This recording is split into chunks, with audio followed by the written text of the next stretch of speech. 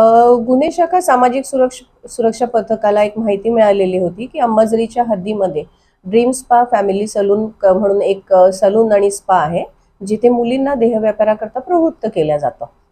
त्यांना अधिक पैशाचा लाभ देऊन त्या कामामध्ये टाकल्या जातं, त्याच्याकरता त्यांना प्रवृत्त केल्या जातं. ही माहिती मिळाल्यानंतर आम्ही त्याबाबतची अधिक माहिती काढली आणि मग पंटरच्या मार्फतीने आम्ही तिथे छापा कारवाई केली. तर प्रत्यक्ष जी परिस्थिती किंवा जी बातमी आम्हाला मिळालेली होती त्याची सत्यासत्यता आम्हाला तिथे आढळून आली. ही संपूर्ण कारवाई आम्ही पंचांना पूर्वीपासून सोबत घेऊन पंचांसमक्ष केलेली आहे.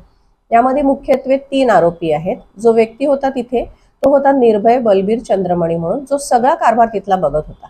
या व्यतिरिक्त त्या सलून आणि स्पाला चालवणारा यश कटरे हा व्यक्ती, तो मोबाईल तिथे ठेवून बाहेर गेलेला होता, त्यामुळे तो फरार झालेला आहे. आणि त्या सलून आणि स्पाचा जो मालक आहे तो आहे यश रवी शाहू.